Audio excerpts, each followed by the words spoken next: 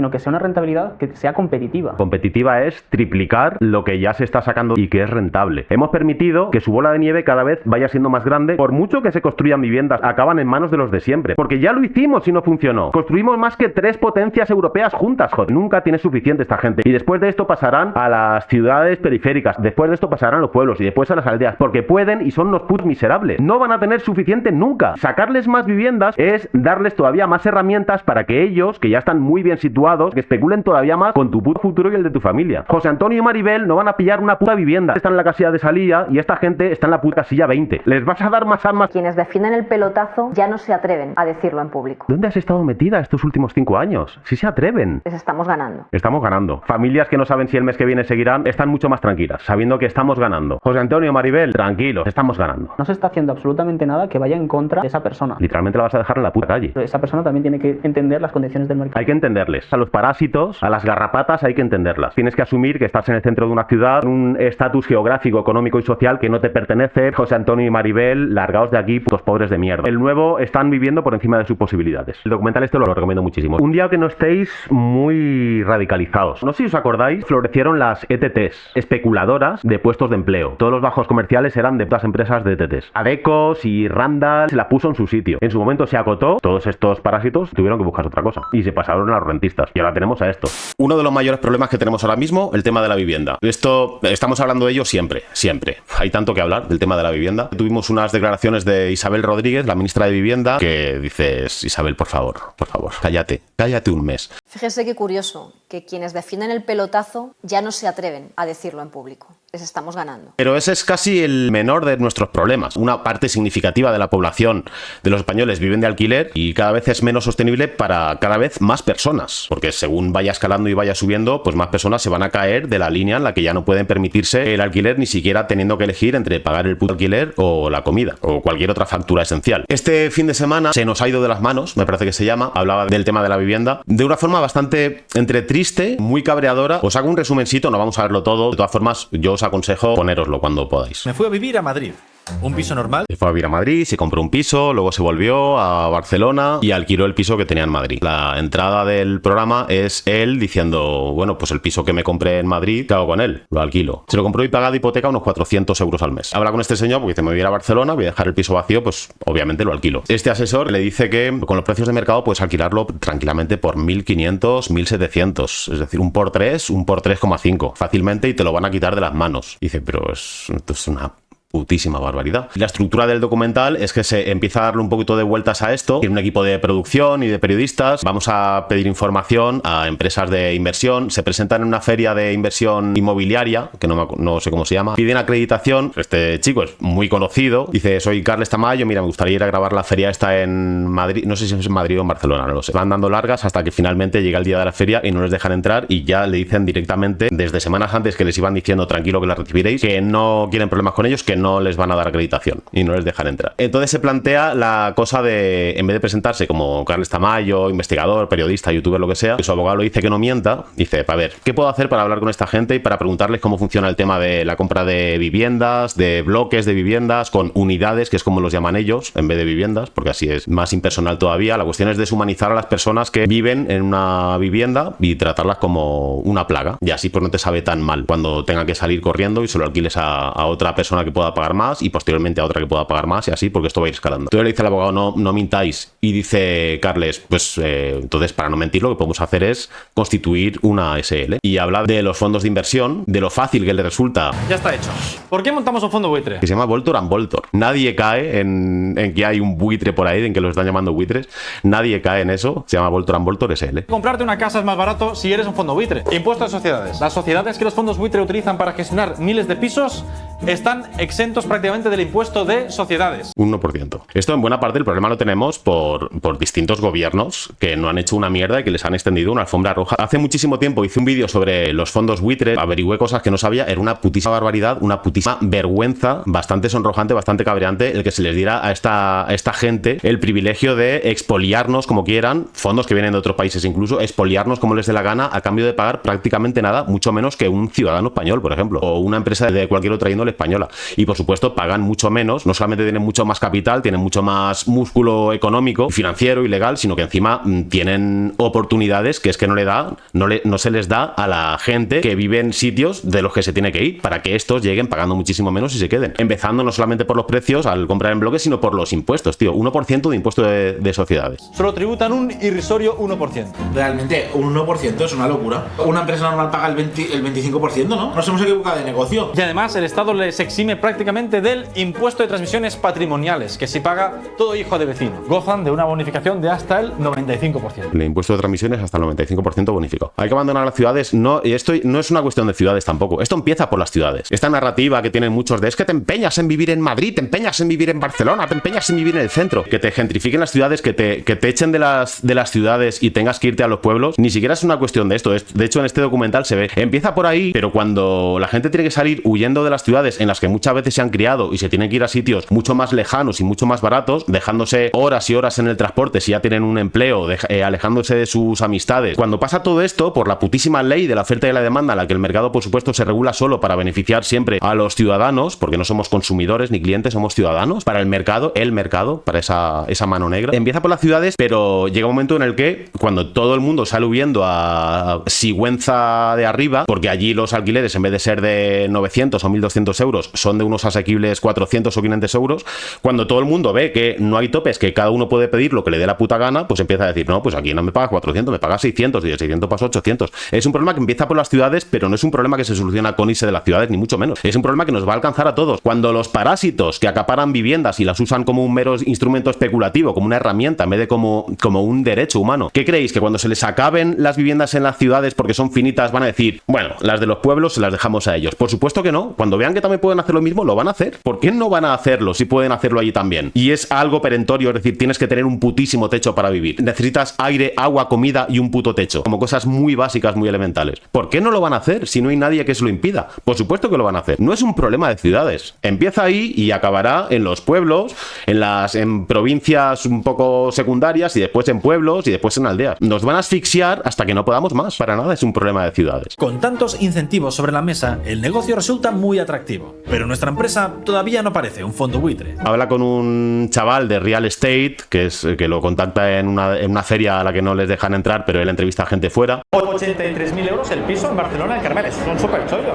Hombre, normalmente cuando compras en lote, compras más barato. 83.000 euros. O sea, imaginaos a esa familia que pretenden echar porque le van a triplicar el alquiler en muchos casos. Esa familia que dijera, hombre, es que por 80... Esto ha pasado. Esto ha pasado aquí con los pisos de Ana Botella, con muchos fondos buitre, con muchos fondos de inversión. Esto ha pasado. Imagínate esa familia que le dicen, te tienes que ir porque te vamos a triplicar el alquiler. Si hubieras comprado, ya, pero es que a mí no me las venden por 83.000 euros. A mí me las venden por 325.000 euros. He descubierto que comprando viviendas a granel puedes conseguirlas por una tercera o una cuarta parte de su valor de mercado. He calculado y con los años que llevo viviendo aquí he pagado más yo que el señor que se lo ha comprado. Así que he decidido sumarme a la ola y hacer lo mismo. Y para ello he empezado creando mi propia empresa inmobiliaria. Tenemos que pensar un nombre para el fondo buitre. Es importante que el nombre sea irónico, que se note que es una parodia. Si ponemos en el nombre buitre, yo creo que sería bueno. ¿Y en inglés, vulture? Bultó, pues en bultó, si la gente no sabe catalán. No es mala idea, porque además se puede leer como Voltor y es un apellido realmente. Voltor and Voltor. Ya lo tenemos. ¿Por qué montamos un fondo buitre? Porque comprarte una casa es más barato si eres un fondo buitre. Impuesto de sociedades. Las sociedades que los fondos buitre utilizan para gestionar miles de pisos están exentos prácticamente del impuesto de sociedades. Solo tributan un irrisorio 1%. Realmente, un 1% es una locura. Una empresa normal paga el 25%, ¿no? Y además el Estado les exime prácticamente del impuesto de transmisiones patrimoniales. Estos fondos de capital riesgo, no solamente... Que riesgo ya me dirás tú, porque la gente necesita... No es que inviertan en Rolex o en caprichos pasajeros, invierten en cosas que la gente necesita sí o sí. O sea, me dirás qué riesgo hay, por eso todo el mundo se va al puto ladrillo ya construido.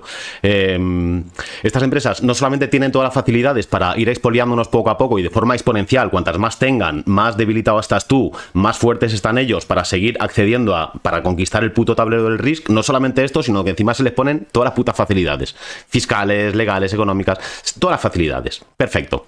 Estamos súper protegidos. Pues te cuento. A mí, honestamente, lo que me preocupa es la situación de la gente que está ya viviendo en las viviendas. Le pide ayuda, consejo a este chico que es un agente de real estate, me parece que lo encontró en la feria, y le propone comprar un bloque de viviendas con no sé si 14 o 17 unidades, es decir, familias que viven ahí, algunas llevando toda la puta vida además, por, no me acuerdo, 2 millones me parece. La vivienda salen a 110.000 euros cada una si la compran en bloque. Y le pregunta a este, le dice, ¿están vacías? Dice, no, hay inquilinos, hay gente viviendo en las viviendas, lo cual es bueno, porque luego cuando los reestructuremos, es decir, cuando les demos una puta patada en su culo y les echemos a la puta calle importándonos una mierda sus vidas, porque para nosotros son números, no son personas, cuando les tripliquemos el alquiler y no puedan, quiere decir que esa vivienda que renta. La situación de la gente que está ya viviendo en las viviendas, o sea, en las unidades, eso.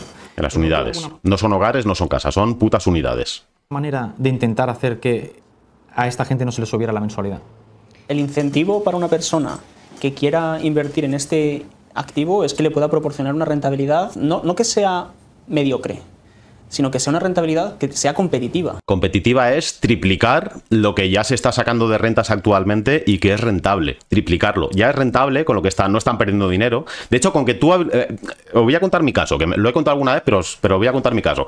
Yo cuando me divorcié, yo estaba casado. Yo cuando me divorcié tenía un piso, con lo cual quiero decir, el banco y yo y mi exmujer teníamos un piso, entre los tres, éramos un bonito trío, y cuando nos separamos tuvimos que venderlo. Pero en aquel momento no se vendía una mierda porque era plena crisis, perdíamos pasta y entonces decidimos tenerlo alquilado, porque yo me vine a Madrid de alquiler a compartir habitación en cuchitriles, en distintos cuchitriles, insostenible, aunque lo pagáramos a medias, aunque lo tuviéramos a medias. Lo alquilamos durante unos años hasta que finalmente pudimos venderlos porque me quería deshacer de él como fuera. De hecho, me deshice no perdiendo dinero y ya está. Lo alquilábamos por lo que costaba la letra, más la comunidad. Te lo quitaban de las manos, obviamente. ¿Lo podía alquilar por más? Pues sí, pero lo alquilaba por lo que me costaba la letra más eso. Palmaba pasta para arreglos y comiera, pero como éramos dos, palmábamos menos pasta. Incluso aunque hubiera alquilado el piso por lo que me costaba, sin sacarle beneficio, pongamos que pagaba, no me acuerdo, pongamos que pagaba 400 de hipoteca, más 30 de comunidad. Pongamos que lo alquilaba por todo para no perder nada de pasta, por 500 euros, para no sacarle beneficio y no perder pasta,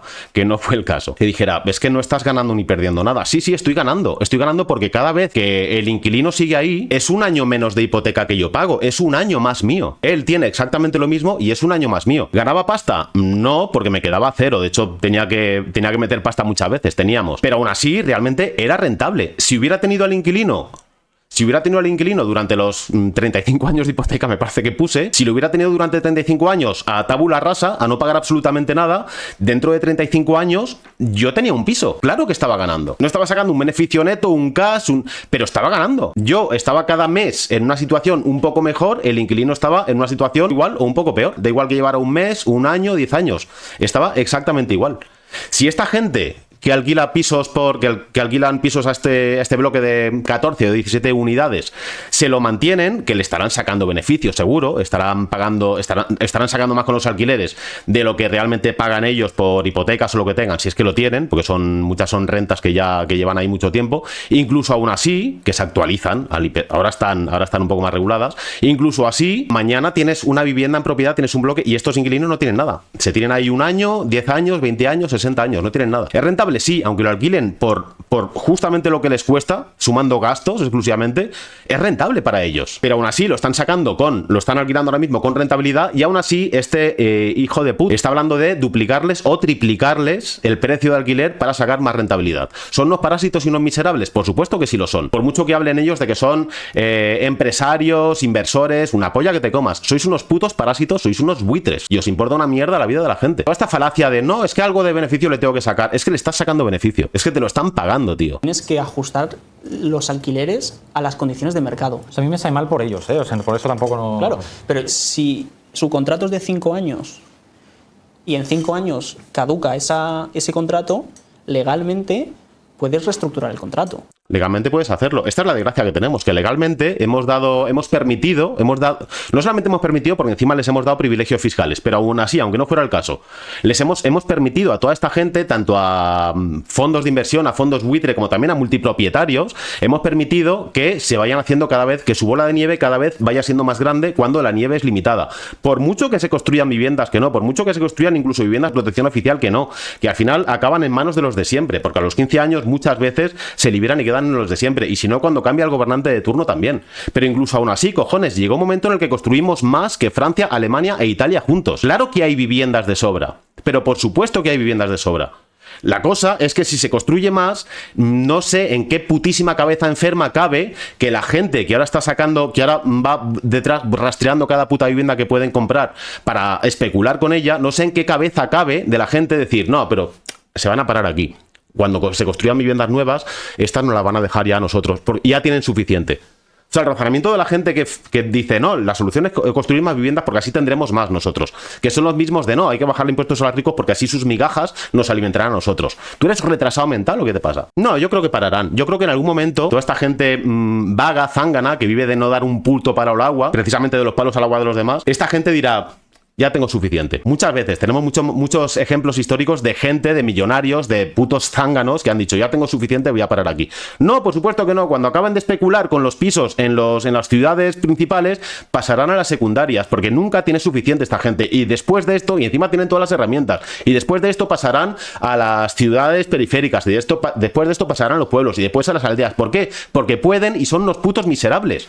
Confiar en la moralidad de esta gente, confiar en la misericordia de esta gente, como hizo la ministra de Vivienda, es de ser retrasados mentales. No van a tener suficiente nunca. Y sacarles más viviendas, construir más viviendas, es darles todavía más herramientas para que ellos, que ya están muy bien situados, no están en la casilla de salida como José Antonio y Maribel, que se acaban de casar y a los dos les han hecho fijos. Ellos están en la casilla de salida y esta gente está en la puta casilla 20. José Antonio y Maribel no van a pillar una puta vivienda. Hay que ser idiota para pensar, no, hay que construir más vivienda. No es la solución. Nunca fue la solución. Les vas a dar más armas todavía para que especulen todavía más con tu puto futuro y el de tu familia. Porque ya lo hicimos y no funcionó. Construimos más que 3 potencias europeas juntas, joder. Comimos mierdas durante una década. No estás haciendo nada que no tenga una legalidad. No se está haciendo absolutamente nada que vaya en contra de esa persona. No, en contra de esa persona sí va, de la legalidad no, pero en contra de esa persona sí va. Literalmente la vas a dejar en la puta calle. 200 euros.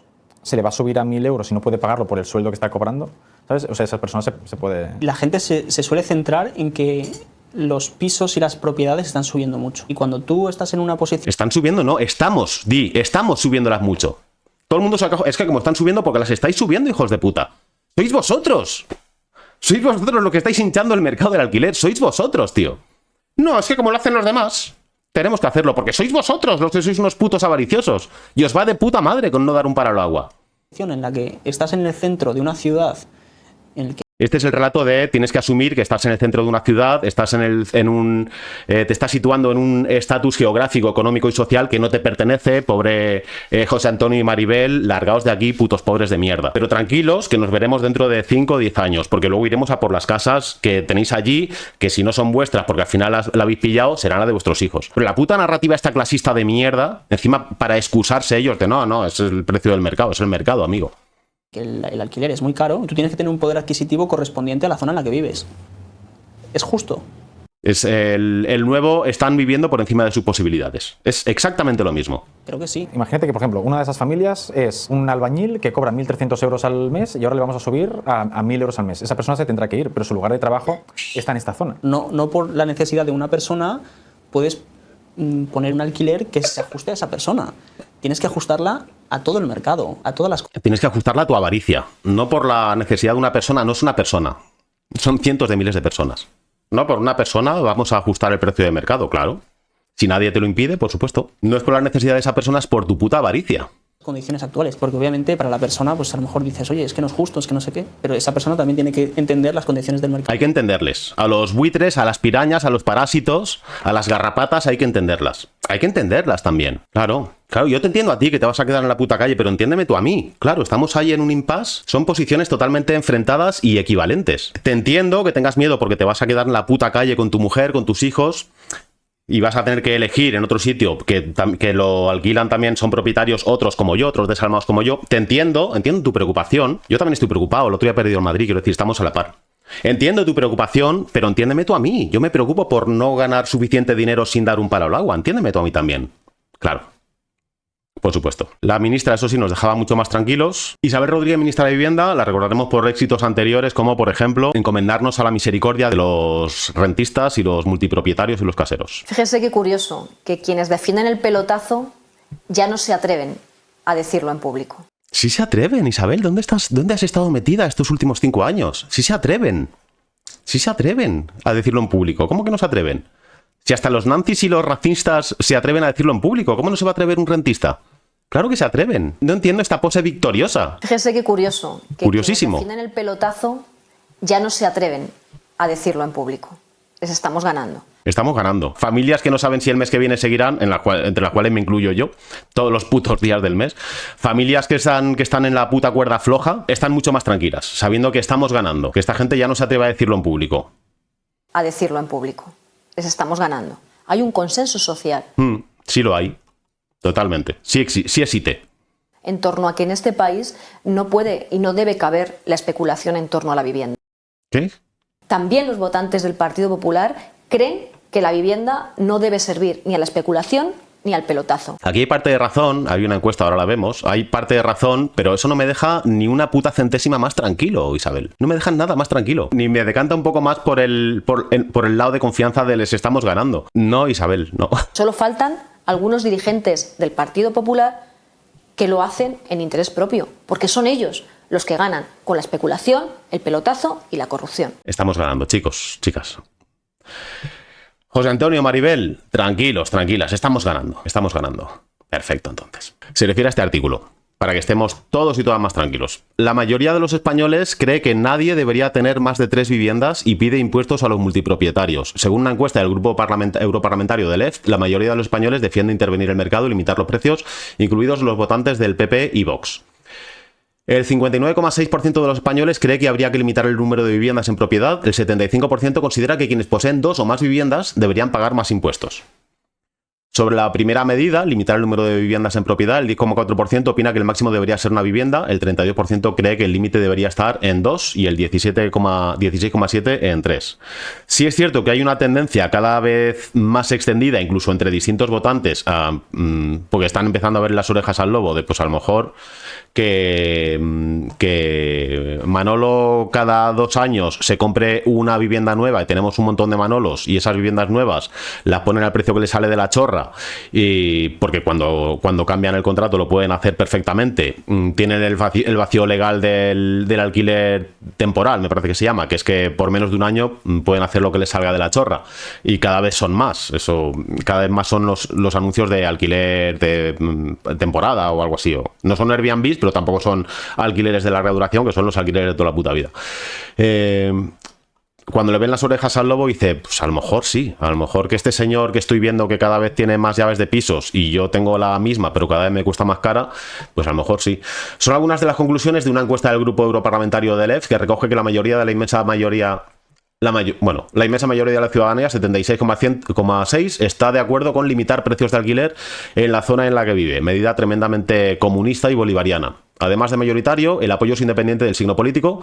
Más de la mitad de los encuestados que votan al Partido Popular, 55,5%, y de los que votan a Vox, 53,2%, están a favor de topar los alquileres. Entre los votantes del PP hay el doble de inquilinos que de caseros, con lo cual un inquilino, pues al final, por muy facha que seas, dices, es que también quiere un sitio donde vivir. En estas semanas no se ha oído argumento por parte de la derecha y la ultraderecha para votar en contra, y se les augura, esto lo dice Pablo Ustinduy, les auguro un enorme coste político si deciden ponerse del lado de los grandes fondos e inmobiliarias. El problema no son solo los grandes fondos inmobiliarias. El problema es este. Más de la mitad de las viviendas en alquiler, este es un estudio de esa misma semana, o sea, de la semana pasada, más de la mitad de las viviendas en alquiler están en manos de multipropietarios. No están en manos de Antoñita, que se jubiló y se compró una segunda vivienda para complementar su pensión. Estamos hablando de gente que tiene más de 2 viviendas en alquiler. O no es gente que... Yo, por ejemplo, tenía media vivienda en alquiler cuando me fui y ni siquiera opté a otra propiedad o a otra hipoteca porque estaba alquilado en Zulos. Mi inquilino vivía mucho mejor que yo, de hecho. Pero puedo entender que en algún momento dado, por circunstancias de la vida, no solamente tengas tu vivienda pagando una hipoteca o ya libre de hipoteca, ya liquidada, y que en algún momento dado, pues porque heredas, por lo que sea, que puedas tener 2 viviendas en propiedad. Lo puedo entender. O durante muchos años ahorré para comprarme una segunda vivienda, para irme de vacaciones con mi familia. Lo puedo entender perfectamente. Lo puedo entender perfectamente. La cosa es que más de la mitad de las viviendas en alquiler están en manos de propietarios y el número de caseros que solo tienen una casa de alquiler es el 39%. El 61% de los caseros particulares tienen dos o más viviendas en alquiler. Es decir, ya es para vivir del puto cuento y para no trabajar. No por una cosa circunstancial de, bueno, me he encontrado de repente no solamente con la mía, sino que me encontré con otra, pues obviamente, pues o la vendo o la pongo en alquiler. Independientemente de los precios que pongan. El 61% de los caseros particulares, aquí no entran las empresas, tienen más de 2 viviendas en alquiler. Tienen 2 o más viviendas en alquiler, miento. Por ejemplo, en Madrid, los que tienen más de una casa alquilada, es decir, 2 o más casas alquiladas, no la circunstancia de tengo la mía, estoy pagando hipoteca o ya no, y me he encontrado con una segunda por herencia o lo que sea. Más de dos casas alquiladas. Los que tienen más de una casa alquilada, es decir, 2 o más, en el mercado suponen el 56% en Madrid, en Málaga el 51%, más de la mitad. Los pequeños caseros son minoría. Cruzando estos datos de la agencia tributaria con los del Banco de España, se estima que el 17% de las viviendas en alquiler están en manos de empresas privadas o instituciones públicas, con lo cual se concluye que los caseros que tienen una sola vivienda en alquiler en el mercado ostentan la propiedad del 39% de las viviendas. El 61% restante está en manos de multipropietarios que tienen 2 o más viviendas en alquiler. O sea, esto es una putísima aberración y esto no va a parar de subir. Esto ya ha subido en el último lustro ha subido bastante y no va a parar de subir. Ni va a bajar ni tampoco se va a estancar. No va a parar de subir, con lo cual cada vez los precios van a ser más altos. A esta gente no le pasa absolutamente nada y ya los votantes incluso del PP y Vox están empezando a decir, bueno, a lo mejor no es tan socialista, de alguna forma habría que empezar a mirarlo. No sé cómo, con medidas no comunistas o no socialistas, pero en algún momento va a haber que empezar a mirarlo. La medida de encomendarse a la misericordia de los propietarios no creo que funcione por lo que sea y no me parece una victoria vender la cosa de estamos ganándoles. Ya no se habla, ya se esconden para hablarlo. Ya la gente no presume de ser rentista. Sí, literalmente sí pasa esto. Que aquí políticamente Pedro Sánchez tiene una bala de plata que aún no ha usado y que aún podría usar, y no creo que la use. Ahora mismo, si le echas un par de huevos, igual que le has echado un par de huevos a ponerle los testículos en la frente a Donaldo, si le echaras un par de huevos con los rentistas y les dijeras, en vez de a costa nuestra, en vez de a costa de nuestros impuestos, de regalarles bonificaciones y todo, a costa de nosotros otra vez, que somos doblemente pringaos, no solamente putas, sino que ponemos la cama, si de repente dijera, a partir de 3 viviendas os voy a crujir a impuestos. Ya te digo yo que este tío renueva legislatura, pero como que me llamo Moy. Tengo que hacer una pausa para acordarme. O sea, tiene una bala de plata que no sé si la usará o no, pero tiene una bala de plata ahí tremenda que le ganaría mucho, le aportaría mucho más de lo que perdería, pero muchísimo más. ¿Le echará huevos? Pues yo creo que no. Yo creo que no. Mientras no lo vea súper necesario y súper vital para renovar legislatura, mientras pueda quitárselo, mientras pueda asegurarse votos de otro sitio, no lo va a hacer. Lo hace y ya te digo yo que tenemos otros 4 años de Pedro Sánchez. Bueno, el documental lo recomiendo muchísimo. Está gratis, en abierto, en la página de rtv.es/play. Os recomiendo echarle un vistazo un día que no estéis muy radicalizados, porque os va a radicalizar. Hay momentitos de humor y tal, pero en general os va a radicalizar bastante. Mira, esto es un poco como, no sé si os acordáis de, yo esto lo he vivido. Yo cuando era jovencillo, aportaba a casa, pero no tenía una familia que mantener, cambiaba bastante de trabajo. Además, soy mano de obra no cualificada. Cambiaba bastante de trabajo. Hubo una época que nos duró fácilmente una década, no sé si os acordáis, que fue cuando florecieron las ETTs. No las ETS, aunque eran muy parecidos, porque las ETTs funcionaban como una putísima gonorrea. No sé si os acordáis de las ETTs, que hubo un momento en el que, si os pilló buscando trabajo en ese momento, en esa década prácticamente, no podías optar a ninguna empresa porque todas lo gestionaban a través de ETTs, de empresas de trabajo temporal, que son eran especuladoras de puestos de empleo. Se hacían con todo el mercado de puestos de trabajo, de gestionar recursos humanos, gestionar entrevistas, y a cambio de eso te pagaban una putísima mierda, con todo prorrateado, prácticamente sin derechos, la precariedad laboral como norma. El tema de las ETTs. Luego hubo compro-oros en todas las esquinas y salones de juego, pero no sé si os acordáis que hace un tiempo todo eran Adecos y Randall y putas mierdas, y todos los bajos comerciales eran de putas empresas de ETTs. Y lo que hacían era eso, especular. Ibas a una empresa a echar tu currículum, a decir si te podían hacer una entrevista, cómo lo podías hacer. Decían, no, tienes que ir a Randall o a Adeco o a la que fuera o a la de turno. Y no solamente eran grandes, sino que cualquier parguela se abría una ETT. porque se llevaba tu sueldo, una parte de tu sueldo y encima te podían pagar más barato. ¿Por qué no hay ahora ETTs? Porque eso hubo un momento en que florecieron y tenías que pasar por ahí sí o sí, y tenías que tragar con que te pagaran una puta mierda comparándote con otra persona que hacía el mismo trabajo y cobraba más. Y encima tenía derechos laborales y tenía otros beneficios de empresa y todo. ¿Por qué dejaron? Porque ahora no vemos ETTs por ahí. Porque se las puso en su sitio. Principalmente porque salió una ley, ojo, con el gobierno de Aznar, me parece que en el 99, si no recuerdo mal, que estableció, o en el 2000, me parece, no me acuerdo, que estableció que a un trabajador una ETT no le podía pagar menos dinero del que cobraba otro trabajador haciendo un trabajo similar. Luego salieron normativas europeas, en 2007-2008 me parece, que ya acabaron de rematarlas, que dijeron que un trabajador tenía que cobrar lo mismo como mínimo y tener los mismos derechos. Es decir, si un trabajador, cuando las ETTs pululaban por ahí, como ahora pululan los rentistas, porque es la misma idea, es la idea de esta gente tiene un don para buscar cosas, para buscar ideas y no trabajar y vivir a costa del trabajo y del sudor de los demás.